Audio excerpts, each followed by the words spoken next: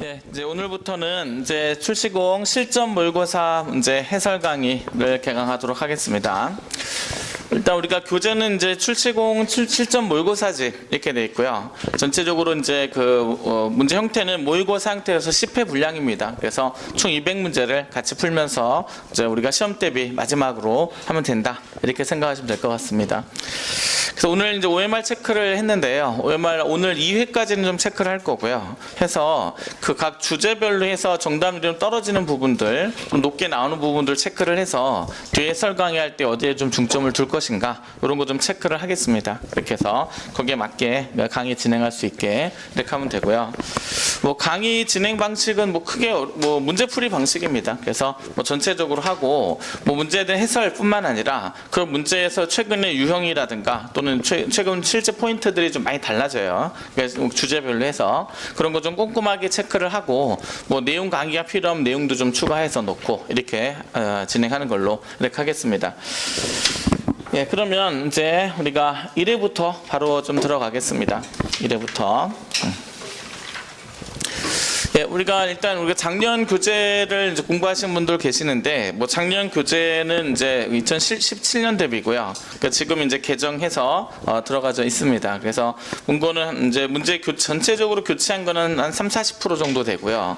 부분적으로 수정을 좀 많이 했어요. 그래서 선택지 중에서 좀 낡아 빠지는 느낌이 드는 선택지, 옛날에나 좀 나올 법한 이런 선택지, 이런 것들은 좀 다 빼고 최신 걸로 좀 난이도 있게 좀 구성을 해서 넣었습니다. 그래서 뭐 그렇게 해서 전체적으로 좀 수정이 많이 됐다 이렇게 이해하시면 됩니다. 예, 그러면 1번부터 같이 좀 보도록 하겠습니다. 예, 1번 문제는 일단 우리가 여기서 1번부터 10번까지는 법과 정치에 관련된 문제고요. 11번부터 15번이 이제 경제, 그다음 16번부터 20번까지가 사회문화에 해당합니다. 그래서 이 구성은 국가직과 지방직 구성에 해당합니다. 그럼 1번부터 좀 보시면 이제 정치에 관한 갑과 을의 견해라고 했습니다. 그러면 이 제목을 보고 여러분의 머릿속에 국가 현상설과 집단 현상설 이 내용이 들어가져 있으면 된다. 이렇게 되고요.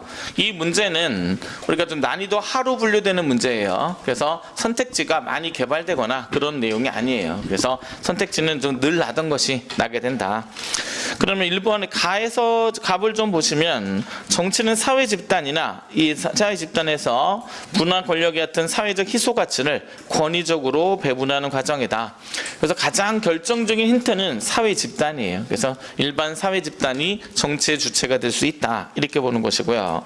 그 다음에 을에서는 여기서는 도시국가를 의미하는 폴리스에서 유래한다 해서 여기서는 이제 도시국가가 정치의 주체가 되는 이런 상황이 되죠. 그래서 을은 국가 현상설에 해당한다라는 것을 이해하시면 됩니다. 그럼 이거는 우리가 머릿속에 이런 내용이 있으면 됩니다. 이 두 개 중에서 정치의 개념을 넓게 잡은 건 뭐죠? 집단현상설, 그래서 좁게 잡은 것은 국가현상설이고요.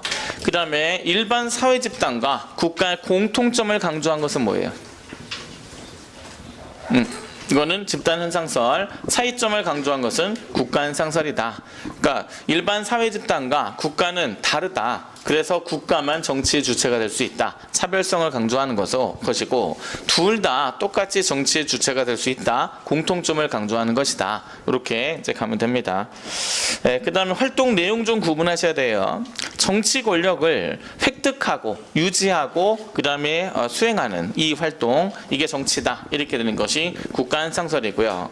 집단현상설에서의 정치활동의 내용은 사회적 희소 가치를 권위적으로 배분한다. 이렇게 됩니다. 그래서 이렇게 체크하시면 돼요. 예, 그러면 1번은 이제 넓은 의미, 좁은 의미 정치 선택 들어가졌죠. 1번은 맞게 연결됐고요. 2번에 보시면 을은 국가의 행정과 같은 집행 기능도 국가와 관련된 활동이므로 정치로 본다. 이렇게 해서 2번도 맞게 연결됐어요. 그러면 이것 때문에 나타나는 국가현상설의 문제점 체크하겠습니다.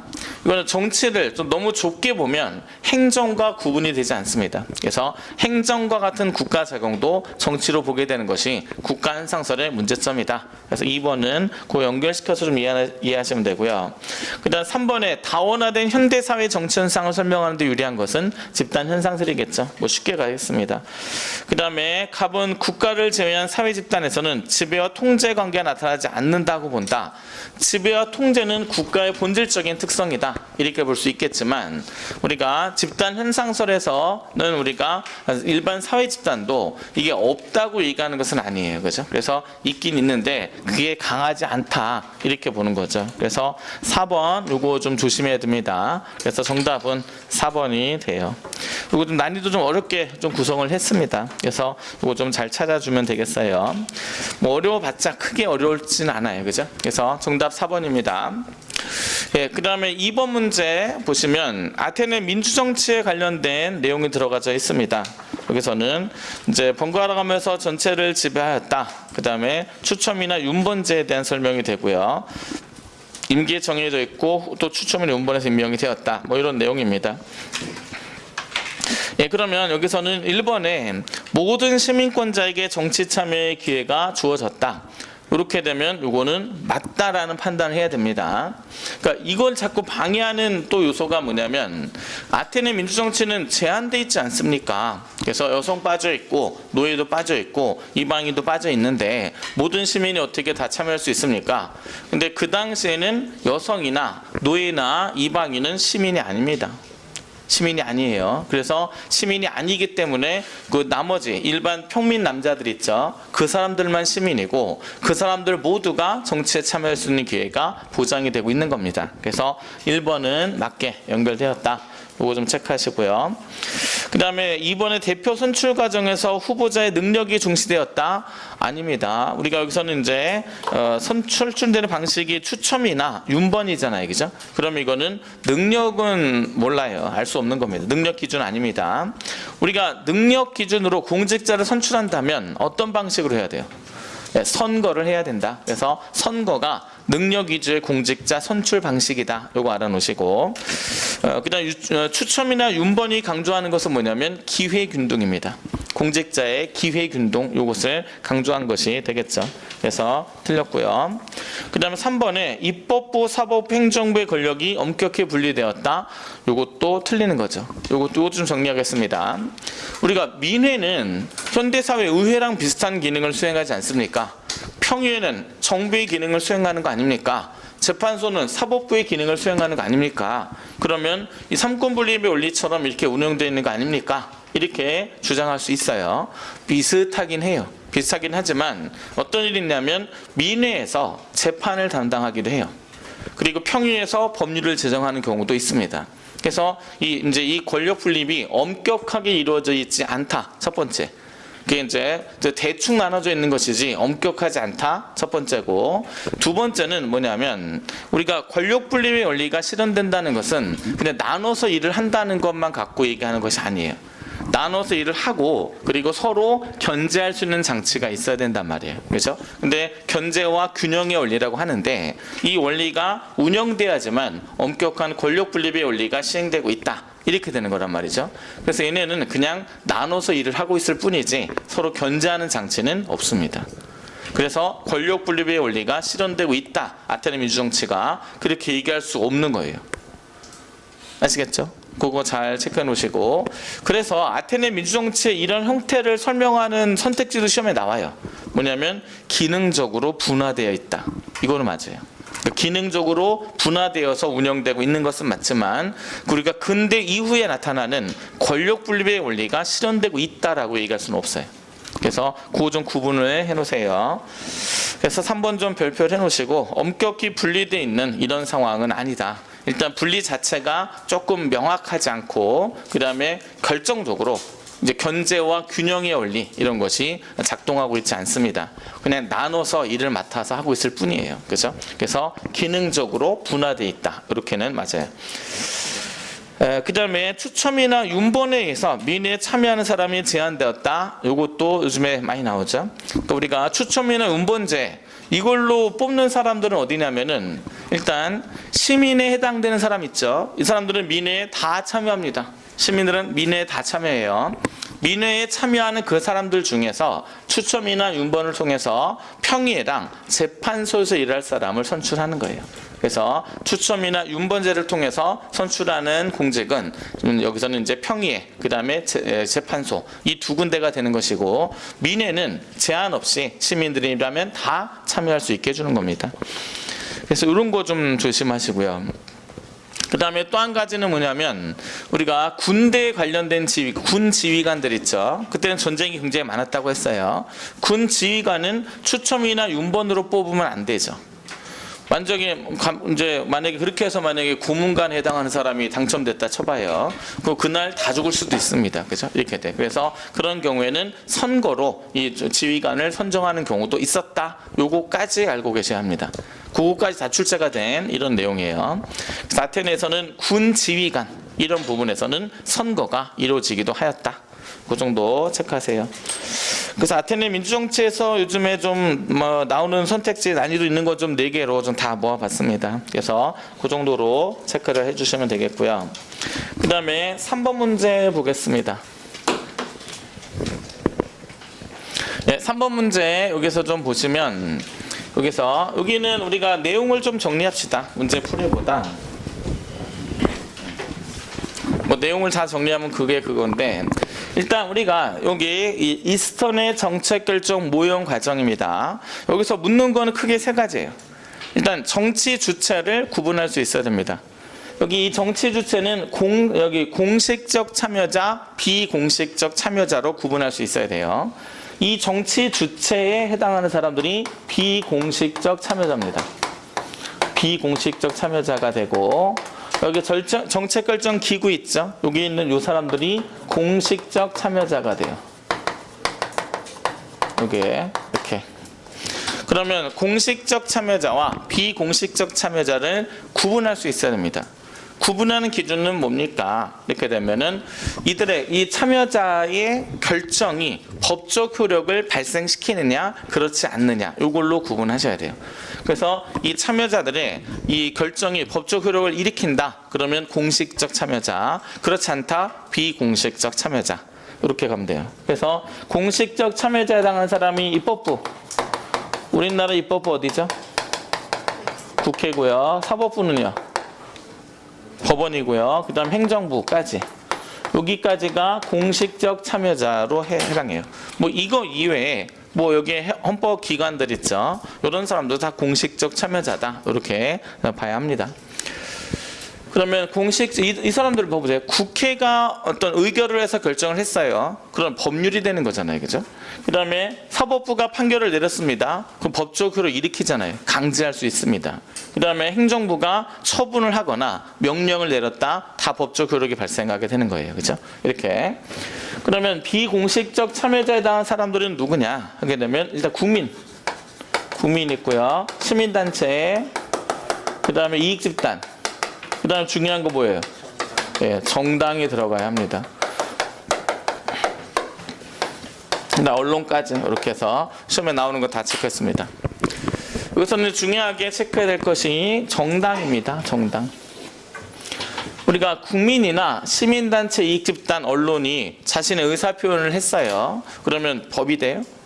그게 아니라 그냥 저는 그렇게 생각합니다. 이렇게 되는 것이지 그것 자체가 법이 되지 않아요. 언론이 보도를 하면 법적 효력가 발생해요? 아니잖아요. 그죠? 그래서 다 비공식적 참여자에 해당하고, 정당도 마찬가지입니다. 정당은 당론을 결정했다. 이러면 당론 그 자체가 법이 되는 거 아니잖아요. 그죠? 우리 정당이 앞으로 이런 목표로 활동을 하겠습니다. 자기네끼리 결정한 거예요. 근데 그걸 바탕으로 해서 소속 의원들이 좀 국회에 많이 있단 말이죠. 그러면 이게 나중에 국회에 가서 법제화될 가능성이 높잖아요. 그죠? 이렇게 힘이 센 것이지 공식적 참여자가 되는 것은 아니에요. 됐죠? 이렇게 해서 공식적 참여자, 비공식적 참여자 구분하세요. 그래서 여기서는 보세요. 니은은 입법부, 행정부, 사법부, 정당이 들어가 있다. 이러면 틀리는 거죠. 여기서는 정당이 이제 빠져야 되는 이런 내용이 되겠고요. 됐죠? 그래서 요거 주체 구분하는 거 선택지 하나 들어갑니다. 요거. 그 다음에 두 번째는 이 투입 활동이랑 산출 활동, 그 다음에 환류 활동을 구분하는 거. 활동이 주어지면 그게 어느 활동의 어느 단계 활동인지를 구분하는 문제 출제됩니다. 여기서는 이제 사법부가 판결을 내렸다 이렇게 되면 이거는 뭐예요? 산출이고요. 그 다음 언론사가 언론 보도를 했다. 이것은 투입 활동에 해당하는 거죠. 그래서 이거 산출에 해당하는 것은 이거 구분하기 쉬워요. 우리가 공식적 참여자, 비공식적 참여자 구분했죠. 공식적 참여자가 산출의 주체예요. 그 다음에 투입의 주체가 비공식적 참여자가 된다. 그렇게 생각하시면 되죠. 그래서 국회가 법률을 제정하거나 개정하였다. 산출이고요. 그 다음에 법원이 판결을 내렸다. 산출이고요. 그 다음에 정부가 처분하였다. 명령하였다. 산출입니다. 그죠? 이렇게. 그래서 이제 그렇게 주체를 보고 판단하시면 됩니다. 그래서 이거는 4번도 그래서 틀렸고요. 그 다음에 국회의원 선거는 어느 단계에 해당하느냐 하면은 여기서는 투입과 환류의 기능을 동시에 담당한다라는 것을 잘 알아놓으세요. 우리가 선거의 주체는 누구예요? 국민이 하는 것이고 국민이 입법부에 있는 300명 전원을 교체하는 활동 이게 선거죠. 그다음 행정부의 수장을 교체하는 활동 이게 선거입니다. 그죠? 그래서 국민은 선거를 통해서 투입과 환류 활동에 영향을 미치게 된다. 이렇게 체크하시면 됩니다. 그래서 여기 결국에는 2번과 4번이 활동에 대한 내용이고요. 그 다음에 여기서 1번 선택지 들어갑니다. 1번. 요거 우리가 정치 문화는 크게 세 가지예요. 근데 여기서는 향리형 묻지 않고요. 투입하고 산출활동의 개념으로 설명할 수 있는 정치 문화는 우리가 신민형 정치 문화랑 참여형 정치 문화가 있죠. 그래서 신민형은 투입에는 소극적인데 산출에 적극적인 거.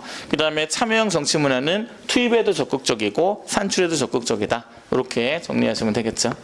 권위주의 정치 문화가 신민형이고요. 민주주의 정치 문화가 참여형 정치 문화다. 그거까지 연결하면 완벽하게 다 체크할 수 있습니다. 정답 2번입니다. 예, 그래서 그 정도로 좀 가시고요. 그 다음에 4번 문제는 이제 우리가 공천 선거와 관련된 내용입니다. 정당에서 이거는 좀 분석 문제인데 우리가 정리해서 갑시다. 거기서 분석하기엔 시간도 그렇잖아요. 그죠? 그래서 다 정리해서 암기해버리고 가세요. 우리가 정당이 선거에서 후보자를 공천하죠. 그래서 이제 하는데 그걸 어떻게 결정할 거냐 이 문제입니다. 크게는 두 가지 방식이 있어요. 하향식 의사결정, 그 다음에 상향식 의사결정. 그러니까 하향식은 공천선거심사위원회를 둬요. 공천선거위원회를 둬서 거기서 이제 공천자를 결정하는 거예요. 주로 이제 거기에 당 간부 이런 사람들, 정당에서 힘 있는 사람들, 뭐 그런 사람들이 거기에 들어가져 있습니다. 그러면 이제 이거는 민주적이에요, 비민주적이에요? 민주적인 거랑 조금 반대 방향의 의사결정 방식이죠. 그 다음에 공천 비리의 문제가 커질 수 있습니다. 그래서 일단 이 한 사람만 소수만 매수하면 끝나는 거 아니에요. 내가 공천을 받을 수 있단 말이죠. 이렇게 되면 이런 문제가 생길 수 있습니다. 그래서 상향식 공천 이런 것이 이제 나타날 수 있는데 그러면 상향식 공천은 결국에는 공천 선거예요. 그러니까 공천 선거를 정당 내부에서 하는 겁니다. 그럼 공천 선거를 할 때 중요한 거는 당원만 참여할 거냐, 일반 시민도 참여를 시킬 것이냐 이 문제가 또 쟁점이 됩니다. 당원만 참여시킨다. 그러면 이 공천 과정에서 어떤 가치를 강조하는 거죠? 이거는 이제 이념성을 강조하는 거죠. 우리 정당의 이념을 강조하는 것이고 일반 시민도 참여를 시킨다. 이렇게 되는 것은 당선 가능성을 중시한다. 이렇게 이제 볼 수 있습니다. 그래서 이 4번 문제에서는요. 여기서는 당원 맨 마지막에 보면 당원뿐만 아니라 일반 국민도 참여를 시킨다고 했죠. 그러면 이거는 상향식 공천으로 정당의 민주화에 기여한다. 이거는 맞는 거죠. 이번에 공천 과정에서 일반 국민의 참여는 정당의 이념성을 강조한다. 이거는 당원만 참여했을 때 나타나는 거고 일반 국민은 대중성 또는 당선 가능성 이런 것들을 강조한다. 이렇게 되고요. 3번 발표하세요. 만약 경쟁 정당의 지지자가 이 정당의 공천의 위원으로 왔다. 이렇게 되면 좀 이 정당에서 경쟁력 있는 후보에게 표를 던지면 자기가 지지하는 정당의 후보가 본선에서 떨어질 수 있죠. 그래서 경쟁력이 떨어지는 후보에게 표를 몰아주는 이런 상황이 될 수 있습니다. 그걸 이렇게 표현해요. 그래서 역선택이 발생할 수 있다. 그러니까 일반 시민도 공천 선거에 참여시켰는데 저 시민이 우리 정당의 경쟁 정당의 지지자예요. 그러면 이제 우리 중에서는 좀 약한 사람에게 표를 던져버리는 이런 경우가 생길 수 있다는 거죠. 예, 그 다음에 4번에 보시면 선거에서 정당 후보를 공천하는 과정에서 정당성 그리고 투명성 이 두 가지를 다 높일 수 있습니다. 그래서 취지를 그렇게 알아두시면 돼요.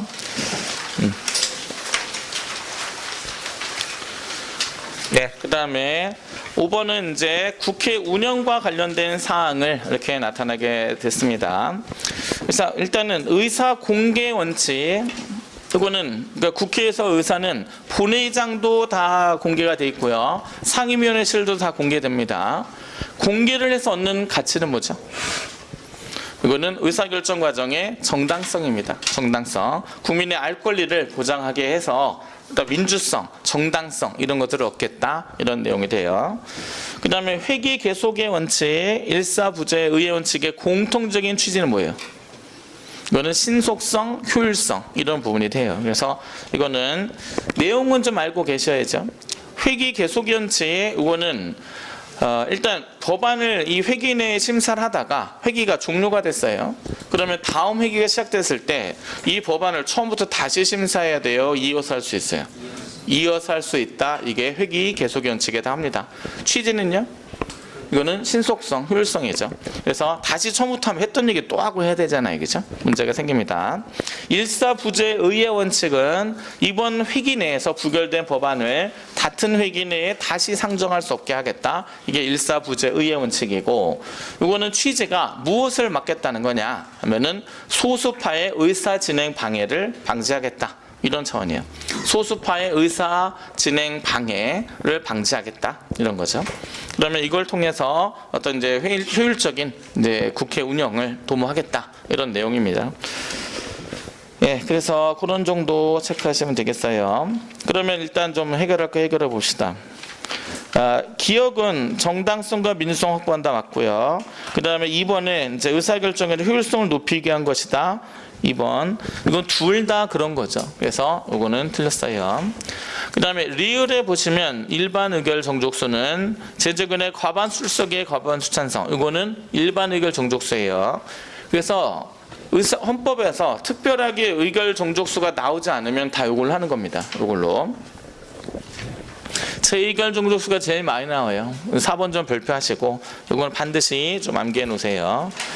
일단은 이제 제2결은 과반수가 출석한 상태에서 출석한 위원회 3분의 2 이상이 찬성을 한 경우에 이제 법안이 제2결이 통과가 되는 겁니다. 그래서 정답 2번이에요. 국회 운영의 원리. 여기서는 한 가지만 좀 더 추가할게요. 상임위원회 제도의 취지, 이거 좀 알고 있어야 됩니다. 우리가 이제 상임위원회 제도는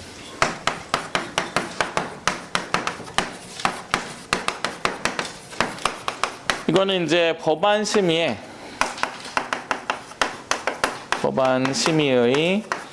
효율성을 높인다.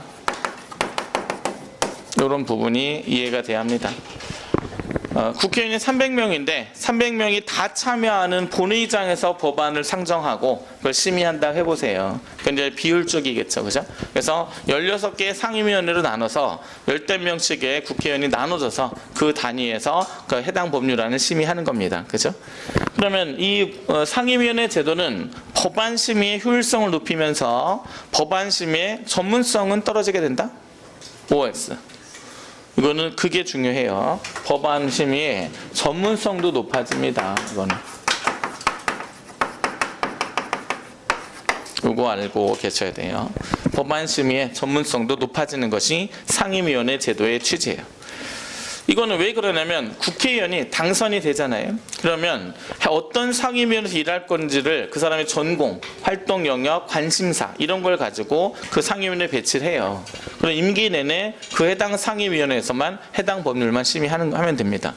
그럼 4년 내내 이제 특정 분야의 법률안만 지속적으로 심의하기 때문에 전문성은 높아질 수 있는 이런 상황이 되겠죠. 그래서 신속성도 잡고 전문성도 잡는 것이 상임위원회 제도다. 이거 알아놓으시고요. 그 다음에 6번 보겠습니다. 6번은 우리가 이거 좀 봅시다. 우리나라 지방자치단체의 어떤 단위 이제 좀 마지막으로 정리한다. 시험 보기 전에 이렇게 생각해 봅시다. 일단 우리가 크게 지방자치 단체, 이거는 광역자치단체가 있고요. 그 다음에 기초자치단체가 있습니다. 이렇게. 그럼 우리가 광역자치단체에 해당하는 거 좀 다 읊어봅시다. 일단은 특별시 있습니다. 특별시는 몇 개 있어요? 한 개 있습니다. 서울특별시. 그 다음에 광역시 있습니다. 광역시. 광역시 몇 개예요? 6개 있습니다. 그 다음에 도가 있습니다. 도가 8개가 있습니다. 됐죠? 이렇게 되고, 그 다음에 이제 우리가 특별자치도, 자치시가 있고 특별자치도가 있습니다. 이렇게 해서 이거는 각각 우리가 하나씩 이렇게 가지고 있어요. 특별자치시에는 어디 있죠? 세종시가 있고 특별자치도에는 제주도가 있습니다. 그러면 기초자치단체에는 특별시나 광역시 밑에는 구가 있습니다. 구. 그래서 특별시, 광역시 밑에는 구가 있어요. 그래서 구청장, 이 사람들이 기초자치단체장이 되고 기초의회, 이거는 구의회가 되는 겁니다. 그래서 이렇게 되고요. 도 밑에는 이제 시나 군이 있어요. 그래서 시장, 군수가 기초자치단체장이 되는 겁니다. 이렇게 되고요. 그 다음에 특별자치시, 특별자치도 밑에는 기초자치단체가 없습니다. 그냥 요게 끝나는 거예요. 그래서 이거 좀 이상하긴 하죠. 그래서 우리가 광역자치단체, 기초자치단체 이렇게 해서 좀 나눠져서 체크되고요. 선거를 하게 되면 광역자치단체의 장을 뽑습니다. 장. 그래서 특별시장, 광역시장, 도지사, 특별자치시장, 특별자치도지사 이렇게 하는 거예요. 그래서 이름 요거 잘 알아놓으시고, 도지사는 이거는 광역자치단체 장에 해당한다. 요거를 잘 알아놓으셔야 됩니다. 그래서 이런 거 단어 하나하나가 좀 체크되고, 우리가 기출문제에서 도지사에 대한 선거, 이렇게 하게 선거소송이라 하면은 이거는 광역자치단체장 선거소송은 단심제예요. 그래서 대법원에서 끝난다. 그 포인트가 한번 나왔단 말이죠. 그래서 그거 잘 이해를 하시고요. 그러면 선거를 하게 되면 광역자치단체에서는 어떻게 뽑느냐? 단체장 뽑습니다. 단체장 뽑고요. 의회를 광역의회 구성합니다. 이렇게 되고, 그 다음에 기초자치단체장 뽑고요. 그 다음에 기초의회를 이제 이렇게 구성합니다. 그럼 단체장은 각각 한 명씩 뽑겠죠. 이렇게 되고요. 광역의회를 뽑는 거는 1인 1표예요, 1인 2표예요. 1인 2표가 되겠죠. 1인 2표고.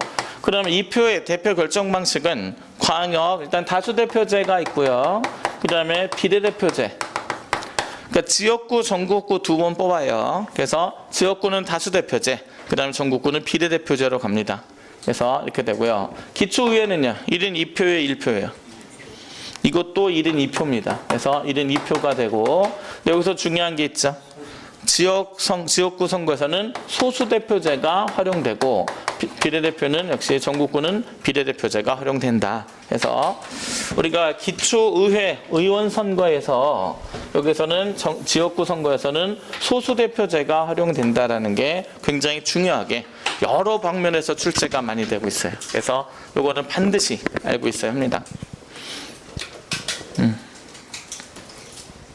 그 다음에 우리가 또 관련시키는 거 좀 해봅시다. 광역자치단체장 선거까지 지방선거에서는 요거는 단심제로 가요. 단심제가 되고요. 요거는 다 이제 2심제입니다. 그럼 단심제는 이제 한 번의 재판으로 이제 이 선거 소송을 끝낸다 이거죠. 그럼 단심제에 해당하는 재판은 대통령 선거, 국회의원 선거, 광역자치단체장 선거. 얘들 이렇게 됩니다. 그리고 얘네도 단심제예요. 여기까지. 그러니까 선거를 좀 보면 대통령 선거, 국회의원 선거, 광역자치단체장 선거, 그 다음에 광역의회 비례대표 선거. 요 4개는 단심제로 해서 대법원에서 한 번의 재판으로 끝내요. 이렇게 되는 것이고, 그 다음에 우리가 2심제에 해당하는 것은 얘네, 요거 광역의회, 기초의회 다 하고 단체장, 나머지 선거는 다 이제 2심제가 됩니다. 알겠죠? 요거 그렇게 해서 단심제로 하는 거. 2심제는 그럼 1심 법원 어디예요? 이거는 고등법원에서 1심을 하고요. 그 다음에 대법원으로 가게 되는 이런 과정이 되겠죠. 이렇게. 그래서 우리가 광역자치단체, 지방자치단체의 어떤 구성도 체크하시고, 구성도에서 선거제도와 관련시켜서 이제 대표 결정 방식 자주 나오고요. 그다음 선거 소송과 관련돼서 1심이냐, 2심이냐 요거까지 좀 대비를 해서 정리를 하실 수 있어야 합니다. 그래서 이거 우리가 이게 다 지금 떨어져 있어요. 단원별로. 이거는 헌법 초반 파트에 나와 있고요. 이거 선거제도 파트에 있고요. 이건 또 이제 사법 관련돼서 나와 있어서 다 떨어져 있는데 출제가 되면 또 이제 뭉쳐야 한단 말이죠. 그래서 뭉쳐서 이렇게 좀 정리를 해두시면 됩니다. 예, 그러면 우리가 여기 1번에 보시면 광역의회와 기초의회 의원 선거는 1인 2표로 선출합니다. 그럼 이거 다 일반화 시킵시다. 우리나라 의회는 크게 3개가 있어요. 전체 의회가 어디예요? 국회, 광역의회, 기초의회 있죠. 다 대표 선출 방식은 다 뭐냐면 선거는 각각 다 1인 2표가 됩니다. 그래서 다 1인 2표로 기초도 1인 2표가 된다라는 거 알아놓으세요. 예, 그 다음에 주민소환제는 이거는 주민자치 성격에 가깝습니다. 우리가 단체자치냐 주민자치냐 단어로 알아놓으세요. 단어로. 뭐 책에도 없습니다. 잘 보세요. 지방정부의 권한이 어디에서 비롯되느냐 이런 건데, 중앙정부의 권력이 위임이 되면서 이제 지방자치단체의 권한이 형성이 되었다. 이게 단체자치고요. 주민들의 요구에 의해서 권력이 형성이 되었다. 이게 주민자치예요. 그러니까 이런 어떤 지방정부의 권한이 밑에서 올라왔느냐 위에서 떨어졌느냐 이 개념으로 보시면 돼요. 그러면 주민소환은 지금 누가 요구하는 거예요? 주민이 요구해서 밑에서 올라온 거니까 이거는 주민자치의 개념에 가깝다. 이렇게 이해하시면 됩니다. 그 다음에 3번에 주민투표와 주민소환제는 실시되고 있지만 주민발안제는 실시되고 있지 않다. 다 시행되고 있습니다. 여기서는. 그러면 마저 정리합시다. 직접민주정치 제도는 3가지예요. 국민소환, 국민발안, 국민투표. 그러면 중앙정부 차원에서 하게 되는 직접민주정치 제도는 뭐가 있어요? 국민투표는 우리나라에 있지만 국민발안, 국민소환은 없습니다. 그죠? 그 다음에 지방자치단체에서 하게 되는 거 주민투표, 주민발안, 주민소환은 다 있습니다. 그래서 이건 다 시행하고 있어요. 그래서 그렇게 시행 여부랑 내용 정도를 알고 있으면 돼요. 선거제 공무원을 투표를 통해서 파면시키는 제도가 뭐예요? 이게 국민소환, 주민소환에 해당하는 거잖아요. 그죠? 그래서 국민소환의 대상은 대통령, 그 다음에 국회의원 이렇게 되고요. 주민소환의 대상이 되는 것은 지방자치단체장, 그 다음에 의회 의원들 이런 사람들이 이제 소환의 대상이 되는 겁니다. 예, 그래서 그런 내용 알고 있어야 되겠고요. 그 다음에 광역재단체는 특별시안의 광역시도의회 8도 여기서 하나씩 이렇게 구성되어 있다. 맞습니다. 4번까지. 이렇게 해서 6번은 이렇게 3번으로 정리하시면 됩니다. 예, 그 다음에 7번 문제 넘어갑시다. 8번까지 하고 쉴게요.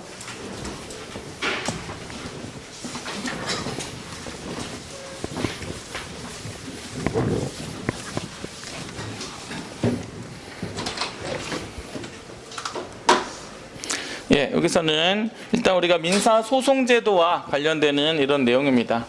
불법행위에 대한 손해배상 청구 소송 이렇게 됩니다. 그러면 이거 좀 읊어봅시다. 우리가 민사소송은 시험에서 우리가 2가지를 체크합니다. 일단 금전 대차 관계를 위한 민사소송, 그 다음에 불법행위를 위한 손해배상 청구 소송 2가지를 생각하면 돼요. 금전 대차 관계는 채권자 채무자 관계가 있는 거죠. 이 재판의 가장 핵심은 두 사람 사이에 채권 채무가 발생했다는 사실을 입증하는 과정이 재판의 핵심이 됩니다. 그러면 이건 계약서가 가장 핵심적인 증거자료가 될 수 있고요.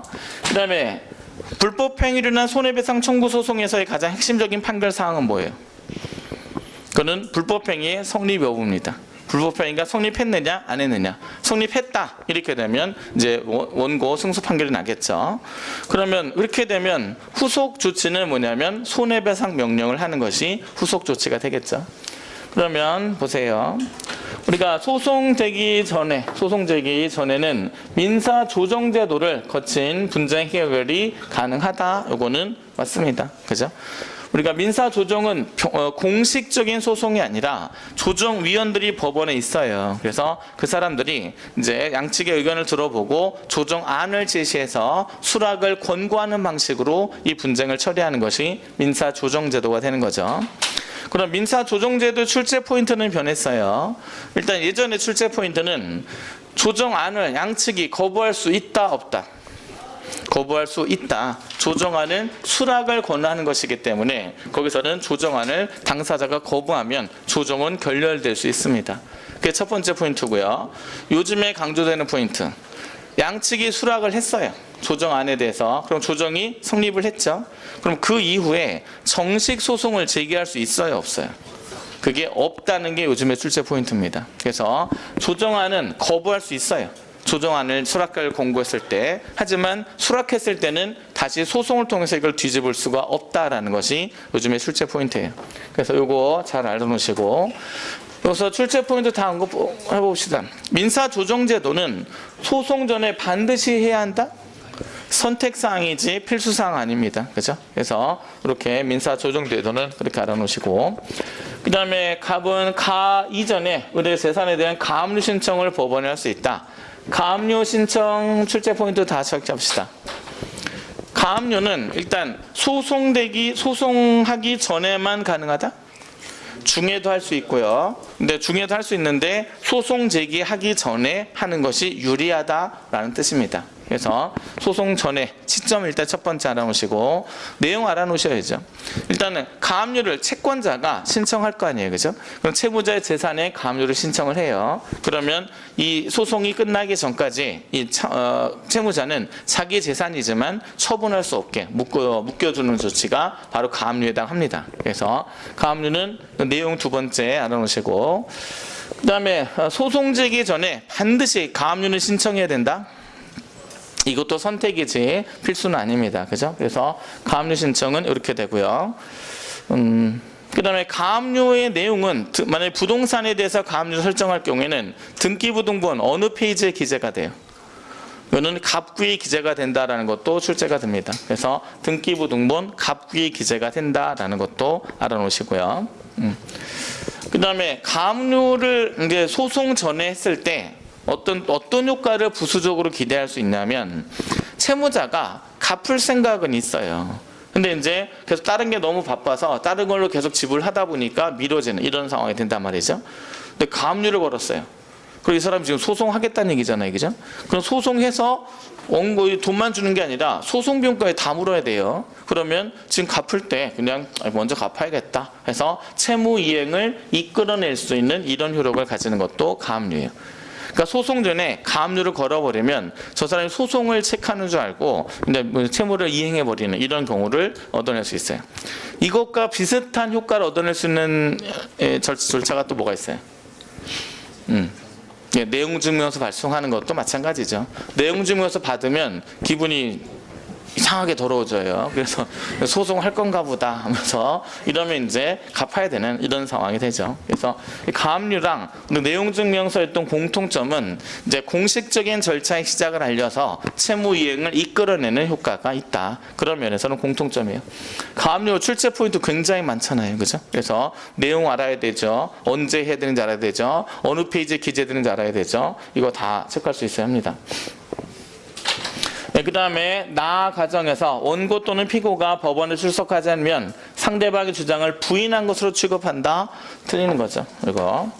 일단 민사와 형사의 가장 큰 차이는 민사소송은 피고가 출석하지 않아도 재판은 진행될 수 있다는 거죠. 그죠? 형사소송은 출석하지 않으면 재판이 진행되지 않아요. 근데 그러면 민사소송에서 피고가 출석하지 않았을 때 그러면 원고의 일방적 주장으로 재판이 진행이 되겠죠. 그럼 원고의 이 주장에 대한 피고의 입장을 어떻게 해석할 거냐, 이 문제도 시험에 나옵니다. 이거는 어떻게 해석하는 거냐면 반박하지 않았다, 정확히는 이거예요. 반박하지 않았다. 그러면 다음에 공판 일정이 있으면 거기 출석해서 지난번 안 나왔을 때 그 원고가 주장한 내용을 반박할 수 있어요, 없어요? 있는 거죠. 있어요. 이렇게. 근데 최종 판결을 낼 때까지 계속 안 나왔어요. 그럼 원고의 일방적 주장만으로도 판결 내릴 수 있습니다. 그죠? 이렇게 요게 가장 정확한 이해예요. 그래서 요거 잘 알아놓으시고요. 그다음에 다해서 원고 승소 판결이 난 경우에 원고의 신청에 의한 법원의 강제 집행이 가능하다. 판결을 났다 하더라도 원고가 신청하지 않으면 법원이 강제 집행 무조건 혼자 나서는 거 아니에요. 그래서 원고가 신청을 해야 됩니다. 그래서 그래야만 이제 들어갈 수 있습니다. 예, 그 다음에 8번은 쉽습니다. 위법성 조각 사유 중에서 갑이 강도에게 폭행을 당하고 있는 아버지를 구하여서 강도를 때렸대요. 그러면 정당방위입니다. 그죠? 뭐 설명할 것도 없죠. 그 다음에 의뢰는 갑자기 쏟아진 폭우와 번개로 생명의 위협을 느낀 나머지 피할 수 있는 다른 방법이 없어서 가정집으로 뛰어들었다. 긴급 피난에 해당합니다. 정답 3번이에요. 그죠? 여기까지. 예, 잠깐 쉬겠습니다.